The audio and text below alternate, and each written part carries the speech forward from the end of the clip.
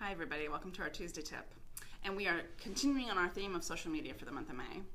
And today I'm going to share with you a real practical guide that we use with a lot of our clients. And we call it our social media marketing mix. And that's just a really fancy name for a table.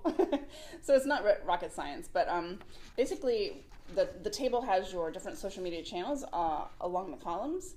And then there's 8 key things that we walk a client through as they're planning their social media channels. So I'll run through that real quickly, probably a little too quickly, but we'll put that up on our Facebook page and you can download it and have a go for yourself.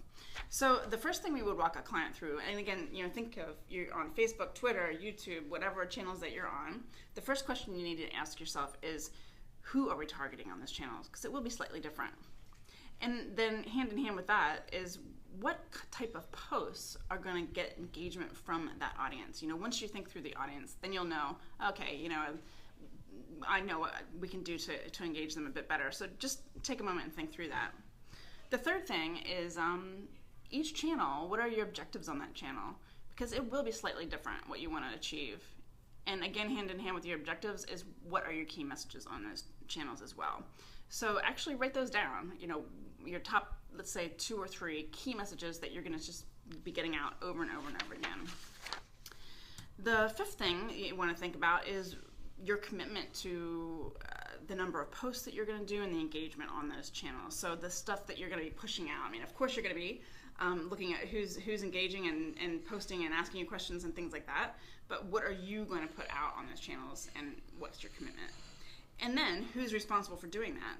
We would always recommend that there's one person in charge of overall plan, making sure it's getting done. And then if you have a larger organization, there might be someone that's really great at photography that can give you the photos. There might be someone who's really great at video that can produce some great video. So think about who's responsible for what.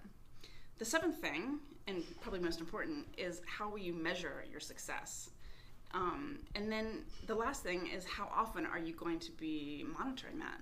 So we would recommend a good time period would be like every 3 months. So have a look at what are your measures of success and how are you going every 3 months and what do you need to tweak to make it a little bit better.